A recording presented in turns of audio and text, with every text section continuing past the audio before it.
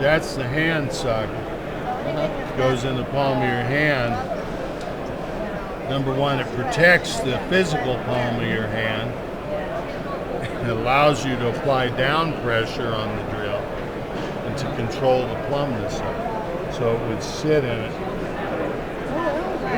Oh, that looks cool. There's where the ember would fall into that pan. So it would look like this. Wow. So as I spin that, if that was being held down, as I spin it,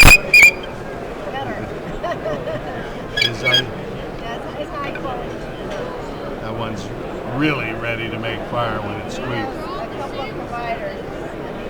So as I spin that like that, I think I can smell it already. Heating up. yeah, I can see. Oh wow, yeah, smoke. See, it's starting to round the tip, and eventually it'll round the tip. It'll conform exactly to the shape of the socket, and that will grind off that powdery dust. It's being super. See how it blackened it? Yeah, I saw it smoking. And then that dust spills out onto the fire pan, like it shows in this here, and that's where the embers hit. There's no magic. There's no gimmicks. There's no special powder like potassium nitrate or anything, and it catches right in that V-notch. It'll build up. Would you put your wood here? No, you don't have to. You don't have to. You can put your bark. I put a little shred of bark there sometimes, because if I'm in the wind will try to blow it off. You always have to. The wind accelerates the ember, but it also at the same time can take your ember and blow it away, and so it's gone. And what is this method called? Does it have a name? Bow drill fire sticks. Bow drill. Bow drill fire sticks. It's Or fire fabulous. by friction. Fire Fire by- by friction is so broad that you have to narrow it down. Bow drill fire sticks. You're spinning a drill either by hand or by bow. And this is the bow, right? And what kind of woods are these? These are both Fremont cottonwood. I carry a limited, even though I have probably 30 different woods to pick from.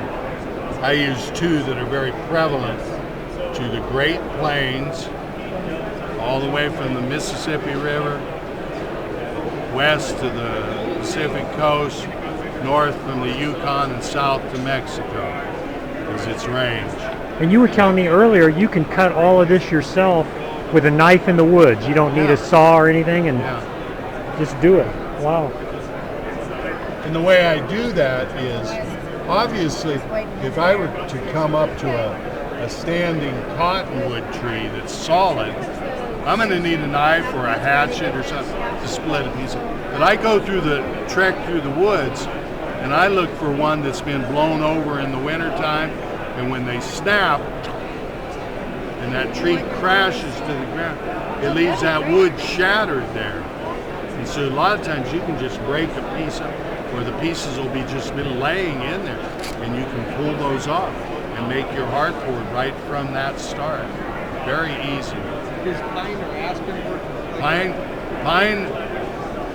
Aspen, to answer your question, aspen is of the same genera as cottonwood. That's the first name of the species name, Populus. So this is Populus fremontia, or Fremont cottonwood, and aspen is Populus humilodis, because the leaves shake in the wind, it's because it has a flat stem. So yes, it does. Pine works fine as long as it's dry pine. Dry in the sense doesn't have a lot of resin in it. Doesn't have a lot. Yeah, the